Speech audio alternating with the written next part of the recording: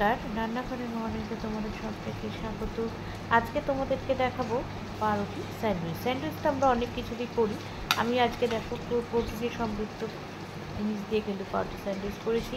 এখানে 4 পিস পাউরুটি নিয়ে নিয়েছি। আচ্ছা, আর এখানে আলু সেদ্ধ করেছি আর করবো কিন্তু কর্ন দিয়ে। কর্ন কিন্তু আলুর সাথে কিন্তু আমি কর্নটাকে একসঙ্গে সেদ্ধ করে নিয়েছি।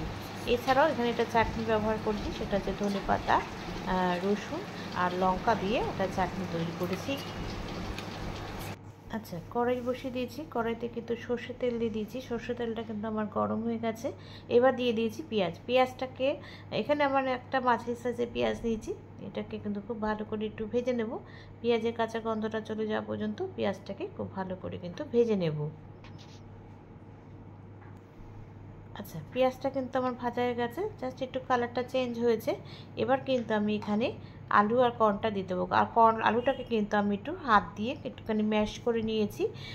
তোমরা কিন্তু ম্যাশার দিয়েও ম্যাশ করে নিতে পারো, কোনো অসুবিধা নেই। আমার কাছে আমি হাত দিয়ে করেছি। কর্ন আর আলু সেদ্ধটাকে কিন্তু এবার একসঙ্গে কড়াইতে দিয়ে দিলাম। এবার এটাই কিন্তু, এটা যেহেতু স্টাফিং হবে সেই জন্য কিন্তু একসঙ্গে এই দুটোকে দিয়ে দিয়েছি। আচ্ছা, এবার এখানে কিন্তু আমি কিছু গুঁড়ো মশলা ব্যবহার করব।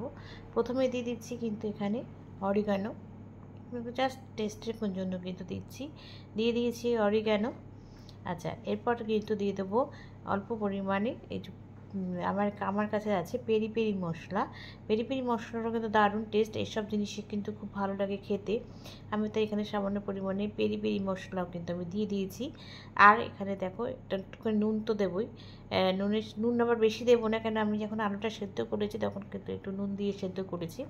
আর একটা কাঁচা লঙ্কাকে আমি ছোট্ট একটু কুচি, যাতে মুখে মানে তাতে না পড়ে সেরকমভাবে কিন্তু ছোটো ছোট্টো করে একবারে কেটে নিয়েছি। এবার কষা যখন আমি যত আলুটাকে মানে স্টাফিংটা তৈরি করব, লঙ্কাটাও মিশে যাবে।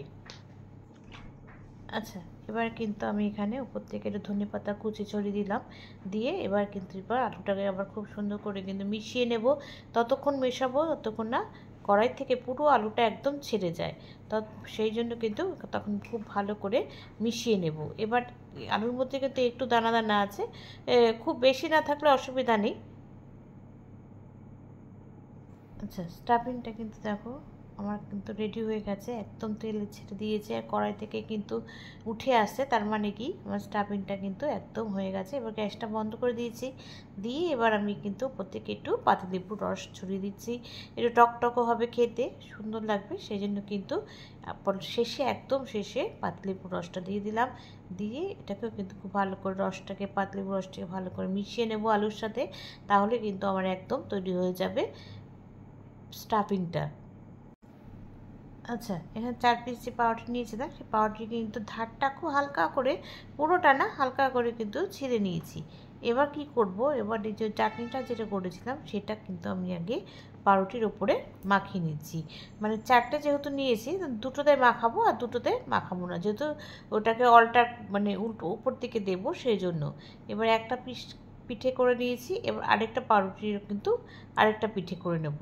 এবার এরই উপর দিয়ে কিন্তু আমি যে স্টাফিংটা তৈরি করেছি সেটাও কিন্তু এখানে দিয়ে দিলাম, একসঙ্গে দিয়ে দিলাম, যাতে এটাকে মানে আলাদা করলাম না, অন্য পিঠে দিয়ে নিয়ে যে পিঠে চাটনিটা দিয়েছি সেই পিঠেই কিন্তু আলুটা দিয়ে দিয়েছি। আচ্ছা, ওটার পেটটা তো হয়ে গেছে। এবার আরেকটা পিঠে দেখো আমি এখানে টমেটো সস দেবো। এই দুটো পিঠে কিন্তু দু রকম জিনিস দিয়েছি, তার জন্য কিন্তু খেতে খুব ভালো হয়েছিল।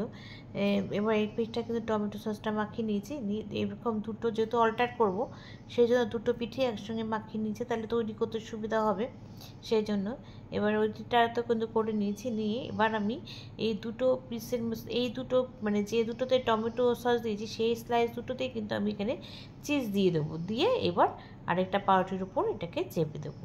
এরকমভাবে তোমাদের আরেকটা দেখাচ্ছি করে। এটাকেও দেখো এখানে টমেটো সসটা দিয়ে দিয়েছি। এবার এখানে উপর থেকে কিন্তু চিজটা দিয়ে দেবো। আচ্ছা, তার আগে এখানে চলো আরেকটা পাউরুটিতে ধনেপাতা চাটনিটা দিয়ে নিই। দেওয়ার পরে এখানে কিন্তু আলু স্টাফিংটা দেব। আচ্ছা, এবার ওটার মধ্যে দেখো টমেটো সস দিয়ে দিয়েছি। দেওয়ার পরে এবার এর উপরে ওখানে দিয়েছি স্লাইস চিজ আর এখানে দিচ্ছি গ্রেট করা চিজ। দুটোই কিন্তু ভালো হয়েছিল খেতে, কোন দুটো কিন্তু দু রকম না, দুটোই কিন্তু বেশ গোলে মেল্ট হয়ে গিয়ে, এটা কিন্তু আমার প্রসেস চিজ, মজারেলা চিজ না, প্রসেস চিজ দিয়েছি। এবার এটাকে কিন্তু ভালো করে দেখো চেপে চেপে দিচ্ছি যাতে বেরিয়ে না যায়, সেই জন্য এবার আবার এটাকেও কিন্তু আলুর পুরের উপর দিয়ে দিলাম। আচ্ছা, এবার দেখো আমি এখানে একটা ননস্টিকের তাওয়া নিয়ে নিয়েছি। নেওয়ার পর আমি এখানে কিন্তু দিচ্ছি বাটার। আমি এটা কিন্তু বাটারে করব, সেই জন্য কিন্তু যেহেতু এটা মেয়েকে টিফিনে দেবো, সেই জন্য কিন্তু আমি বাটারে করেছি। বাটারটা দেখো মেল্ট হয়ে গেছে। এবার কিন্তু আমি পাউরুটি স্লাইসগুলো এর মধ্যে দিয়ে দিচ্ছি। পুর ভরা পাউরুটির স্লাইসটা দিয়ে দিলাম। আচ্ছা, এবার দেখো একটা পার্ট মনে হচ্ছে হয়ে গেছে। এবার এটাকে উল্টিয়ে দেবো, পাউরুটি দিলে কিন্তু বুঝতে দেখো এক পিসটা কিন্তু হয়ে গেছে। এবার এরভাবে কিন্তু বেশি একটু কড়া করে শেখবো, কেননা এটা বেশিক্ষণ তাহলে প্রথমে যদি নেতা মানে একটু নরম হয় না, তাহলে খাওয়ার সময় একদম নরম হয়ে যাবে। ওই জন্য কিন্তু একটু কড়া করে ভাজছি। আচ্ছা, দেখো হয়ে গেছে আমার একদম। এবার তোমাদেরকে কেটে দেখাচ্ছি কেমন হয়েছে। আর খুব মচমচে হচ্ছিলো, কিন্তু মানে যে কাটছি তখনই কিন্তু একটা বেশ আওয়াজ হচ্ছিল। এবার এটাকে দেখো আস্তে করে ছিঁড়ে নিচ্ছি, যেহেতু এটা একটু যেহেতু কড়া ভেজেছি না, ওই জন্য একটু ছিঁড়তে অসুবিধা হচ্ছে। এবার এটাকে আস্তেই করে দেখো দুটো পাশ ভেঙে নিয়েছি। তোমাদের দেখাচ্ছি, দেখো একদিকে টমেটো সস, একদিকে ধনেপাতার চাটনি দিয়ে করেছি, খেতেও কিন্তু খুব সুন্দর হয়েছিল। এবার ভেতরটা দেখো স্টাফিংটা কি সুন্দর মিশে গেছে। এবার চলো এইভাবে কিন্তু সুন্দর করে সাজিয়ে পরিবেশন করব। আচ্ছা, হয়ে গেছে আমার একদম ব্রেড স্যান্ডউইচ। তোমরা কিন্তু বাচ্চাদের স্কুলে টিফিনে দিতে পারো, খুব সুন্দর হেলদি খাবার। আর আমি কিন্তু খুব বাটারে ভেজেছি, আর জানিও কিন্তু লাইক কমেন্টস আর শেয়ারের মাধ্যমে। তোমরা যারা আমার চ্যানেলটাকে সাবস্ক্রাইব করে আমাকে সঙ্গে রয়েছো, তার জন্য রয়েছে অসংখ্য অসংখ্য ধন্যবাদ। আর যারা করোনি তারা প্লিজ চ্যানেলটাকে সাবস্ক্রাইব করে আমার সঙ্গে থেকো। তোমরা সবাই সুস্থ থেকো, সাবধানে থেকো, ভালো থেকো। চলি, টাটা।